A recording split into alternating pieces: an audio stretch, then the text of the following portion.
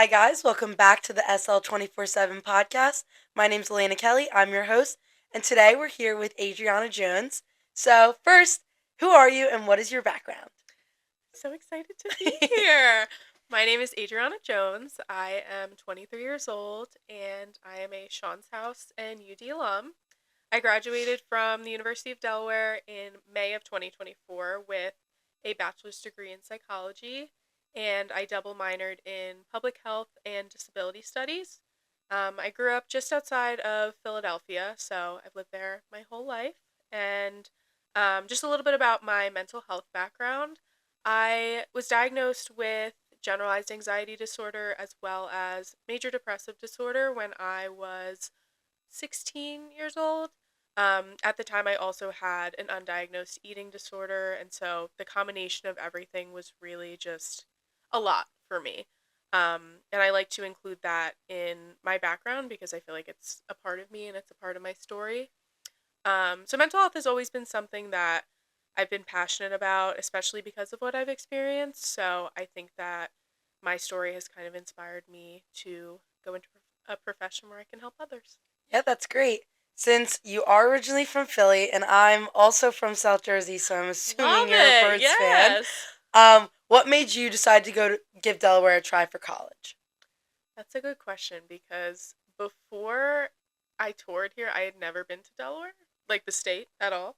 And I decided on Delaware because it was about an hour from home, and I was like, okay, it's not too overwhelming because going to college was a very big deal for me. I was always the kid who would call her mom at 2 in the morning to pick her up from the sleepover, so I was like, I feel like an hour is manageable.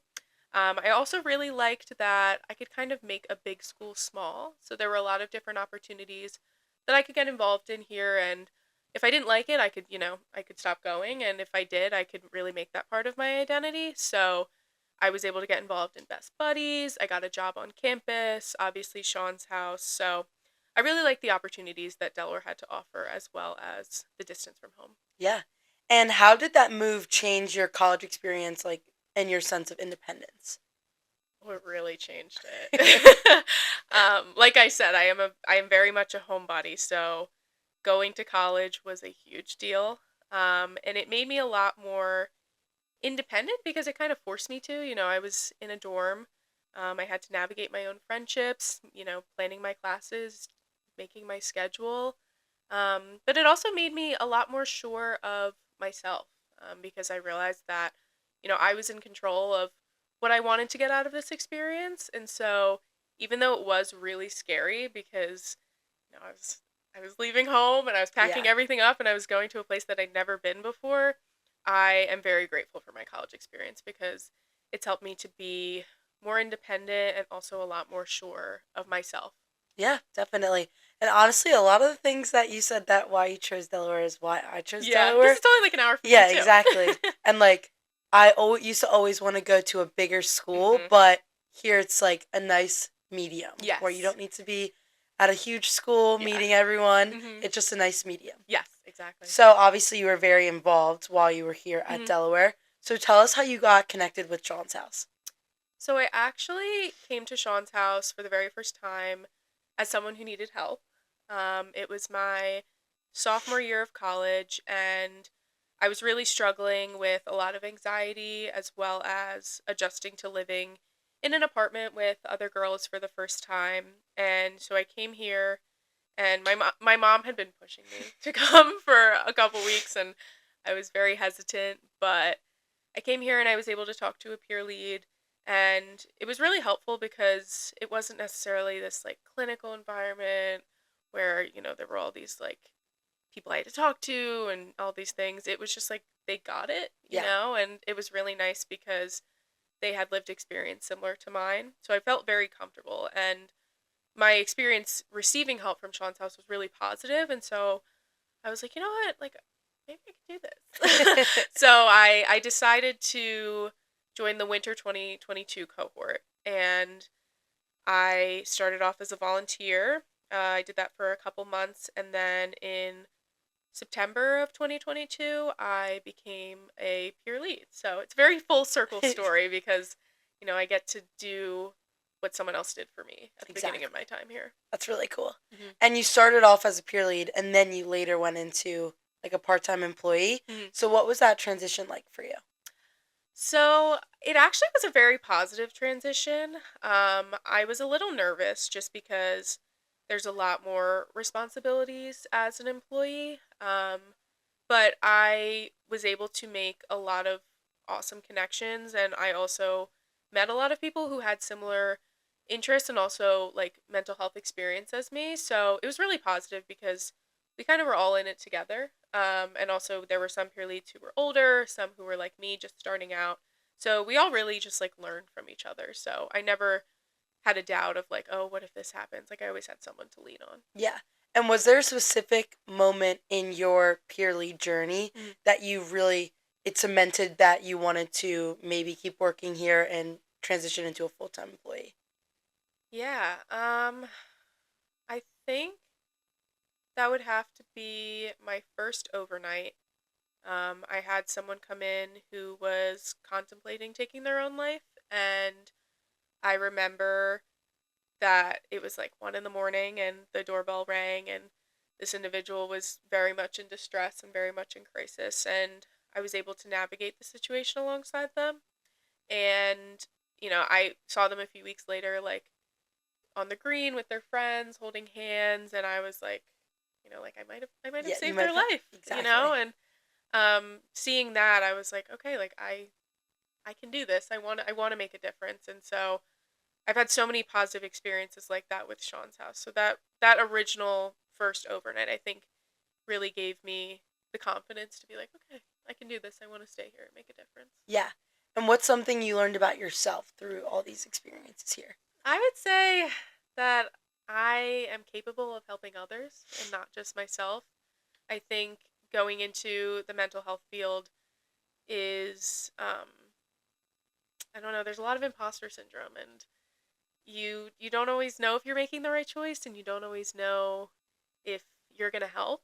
But I've kind of learned that I have the resources to help people, I have the mindset to help people, and that just by being there for them and listening to them, that's one of the most powerful things I can do. So definitely just like my capability and self confidence. I Yeah. still carry that with me, I think, throughout like my practicum in grad school. Yeah, definitely. Yeah. And going back to you working as a peer lead, Mm. obviously, even me, I come to Sean's house twice a week to work, and Mhm. I honestly don't know what peer leads do from day to day. Yeah. So, what was a typical day to day? What did it look like for peer lead? So usually I would work maybe 3 to 4 times a week, a couple hour stretches at a time. And I would come in, I would clock in, I would say hello. I would, just kind of see if the house is in order, clean up if I need to, restock the snacks, obviously the most important part for everyone.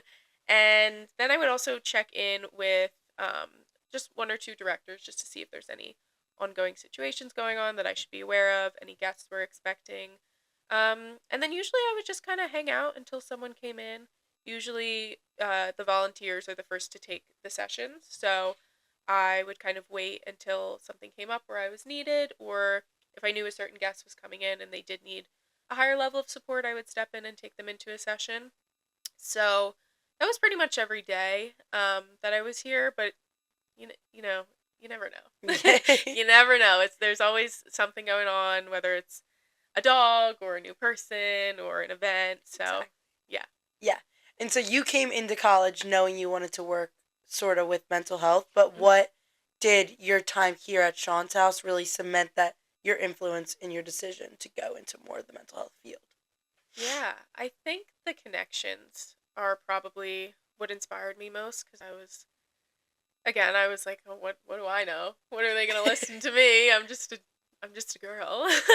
But just seeing that I could help people Yeah. and that you know I could make them feel less alone, even if it was for a 30-minute session, was just so powerful. And I was like, I want to see how this can play out at a more clinical level. So while I was here at Sean's house, I was very much inspired to further my education, and now I'm getting my master's in social services from Bryn Mawr. And Wow. like I've carried a lot of these skills both of just like following protocol, crisis situations, but also just like meeting people where they're at and teaching, people to be kind about mental health and just making genuine connections. Like there's so much that I carry with me Yeah. today from my journey at Sean's house. Yeah. And did you always see yourself going into the mental health field? No, actually. It's funny because I, for the longest time, was like, I don't want to. I was very afraid. And once I started experiencing mental health issues, I think I kind of saw a different side of the field and how much of a difference it made for me, with the psychiatric resources as well as therapeutic resources that I was able to have. And I was like, oh, I can do that for someone else, you Yeah. know? Um, so I think my journey definitely inspired me. And also just with all the clinicians that I've worked with here, I've worked with, for my own mental health, I've kind of seen the power of human connection and the power of therapy. And I was like, I think I could do Yeah, this. definitely. Yeah. And I feel like you definitely have that sense of familiarity. How do you say this word? Familiarity? Familiar. Familiarity. Mhm.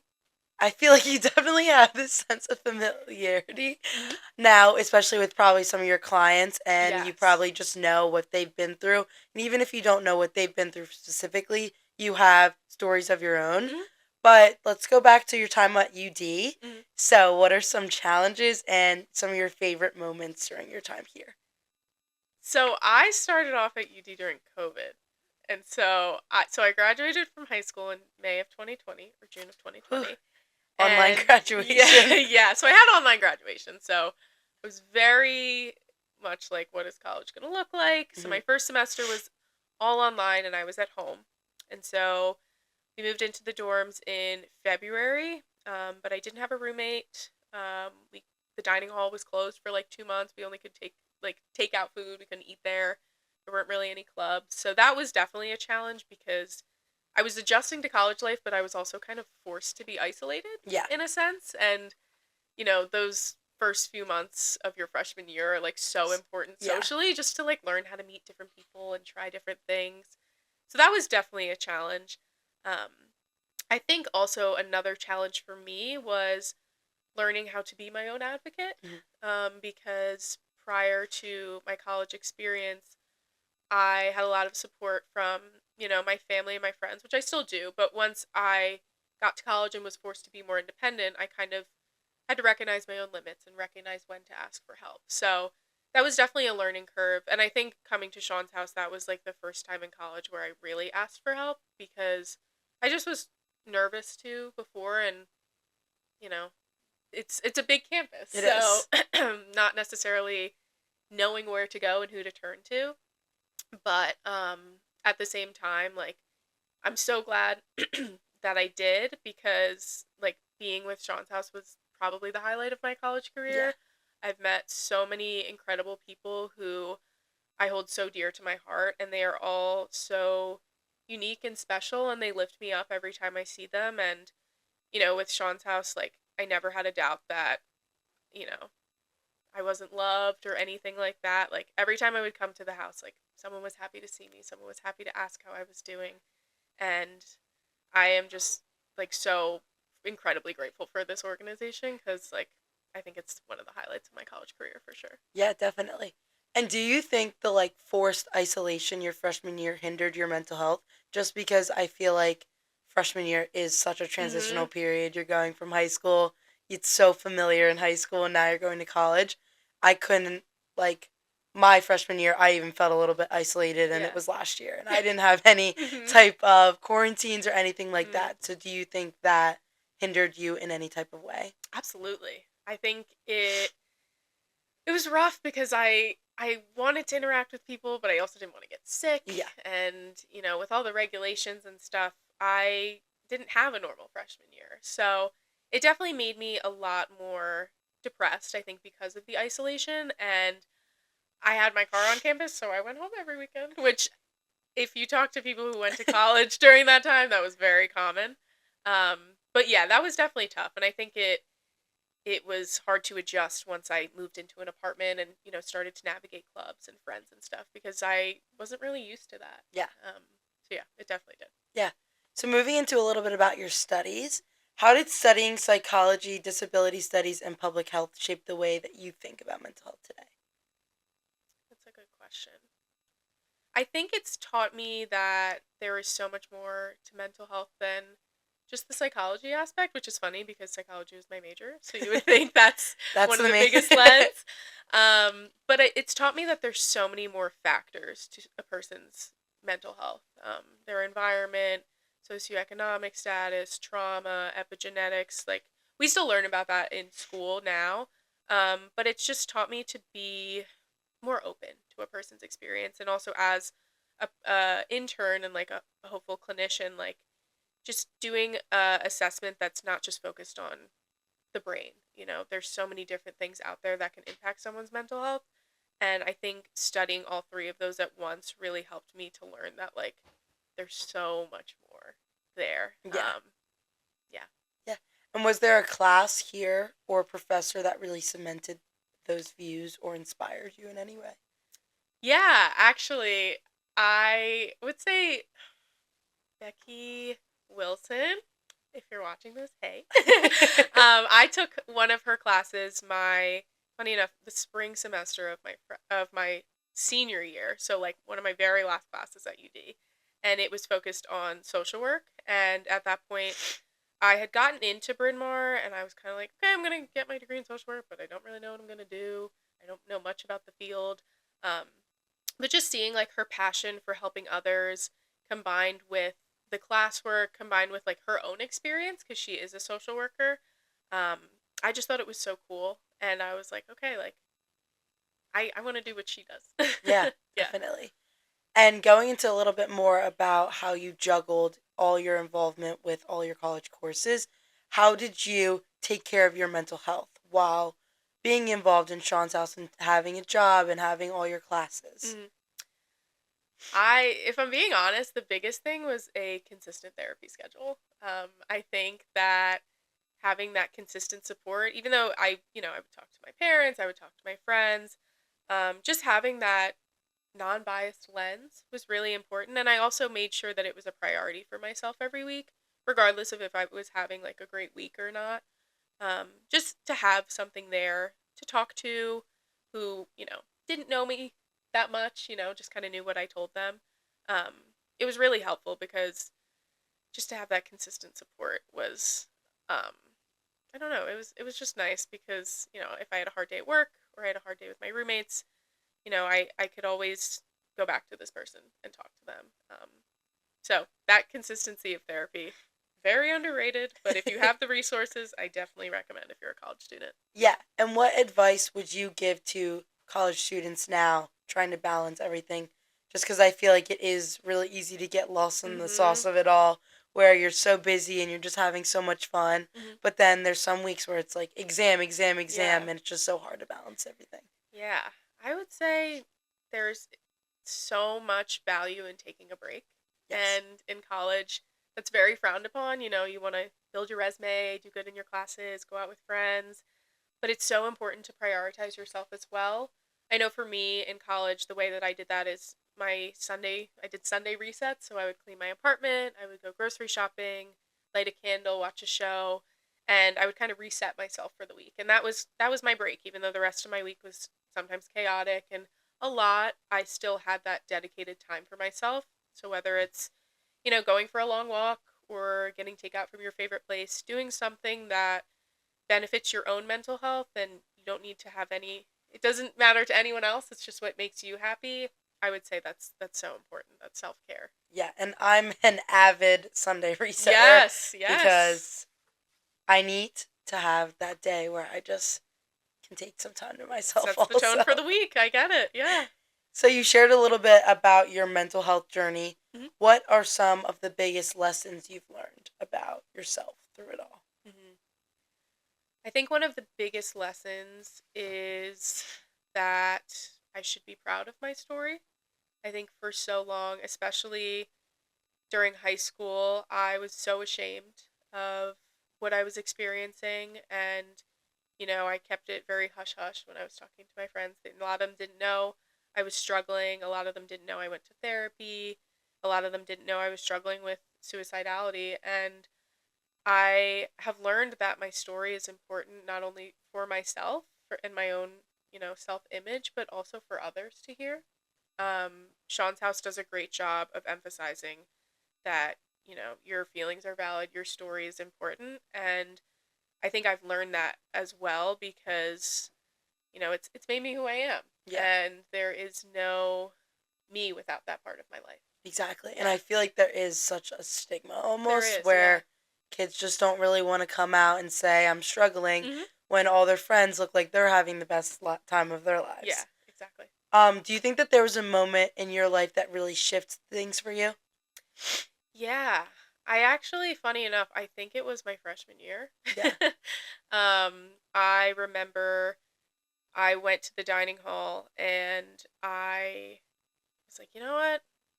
I'm just gonna try one of my fear foods today. I'm gonna be okay. And I did. And that was a turning point for me because I remember like after that I was able to pay attention in classes. Yeah. I had more energy and I was kind of like, okay, I can make decisions that benefit myself. I don't always have to be in this cycle. And it was so like scary because I also, I was going to the dining hall by myself, all these things, but I remember calling my mom and being like, I did it. And I kind of realized like I can make choices that benefit me and I don't always have to be in this mental health spiral. And I'm capable of doing this for myself. Yeah, Yeah. definitely. And what helps you stay grounded even now, like going through all the mental health journeys Mhm. and learning so much about yourself, even now as you're going into the real world, getting a real job? Yeah. What helps you stay grounded? Um, I would say my family and friends and their consistent support. Just because they have seen me at my bottom and they've seen me on top of the world, and they don't judge me and they continue to love me unconditionally. But also, what grounds me, I would say, is my commitment to self care. Yeah, Because I'm able to be very in tune with myself and recognize, if I'm starting to need a little bit more help. Like I'm so grateful to have a self care routine, and I definitely recommend it to so many people. Because it will definitely help just keep you in a better headspace. yeah.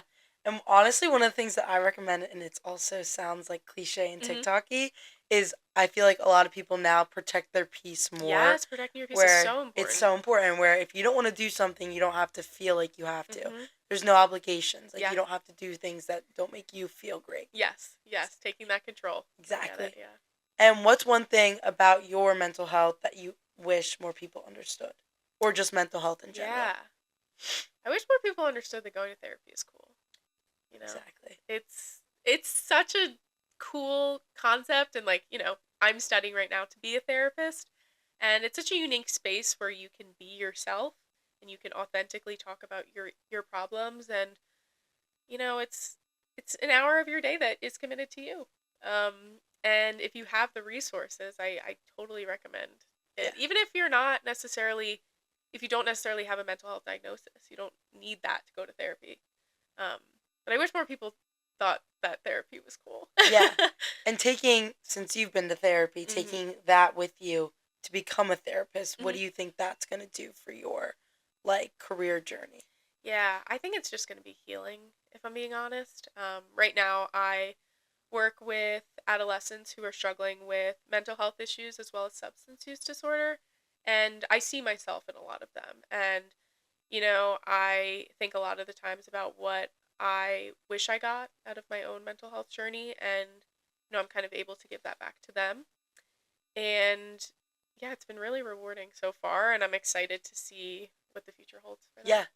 And do you have anything that you've gotten from therapy that you still take with you to this day? Ooh, that's a good question. Because I know I used to do yoga a Hmm. little bit when I was Yeah. younger, and something that I still do to this day Hmm. is this little tactic where it's peace begins in me. I And like so that. it really grounds me when I'm like stressed about an exam Hmm. or anything, even like stressed about interviewing for like internships and stuff like that. Yeah. It's just something that I'm like, all right, just got to take a minute. Yeah. Peace begins in Yes. me.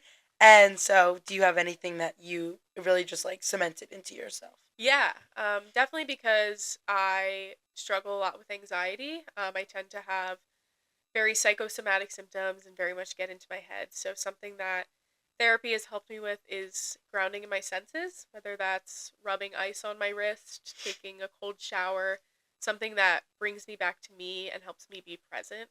Um, yeah, so engaging my senses, I would say. And it Yeah. sounds silly, like, oh yeah, I could just like rub ice on my wrist, whatever. But when you're in an anxious When you're exact, spiral yeah. or you're feeling depressed or your OCD is acting up, it helps. Yeah. Exactly.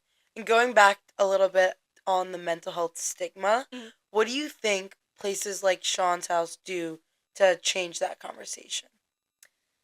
They definitely normalize it. I don't think that, well, not I don't think. I think that there's such a stigma around mental health and people don't want to talk about it and kind of, will keep their struggles to themselves. And that only makes people who are experiencing it feel more like outsiders. So I think Sean's House does a great job of cultivating a space that is safe and that people can feel heard in. And also, it empowers them to share their story, whereas in a lot of places outside of Sean's house, that's not really encouraged. So it, it provides a space for people to ask for help at a pace that works for them. And it also, it lifts them up. Exactly. Yeah. And do you think Sean's house has changed your conversation with mental Oh, yes. health? Absolutely. Sean's house has changed my life. I seriously. But I think going back to the story aspect, it made me feel like I don't need to be ashamed anymore of my story, and that even though I still have struggles and I, have some mental health issues, that is part of who I am and I should be proud of that and I don't need to be ashamed. Exactly. Mhm. And I feel like growing up now, where in my high school there was a lot of mental health like athletes that were suffering Mhm. with it, and now there's so many like places that you can go coming to college, seeing a place like Sean's house. Yeah. I feel like it's a really great place to feel supported Yeah. just because there are so many kids out there that go through it alone, Yeah. and a place like this you honestly don't have to go through it Mhm. alone. Yeah. So, looking back at everything you've done here at University of Delaware, Sean's house now going to grad school, what is something that you are most proud of?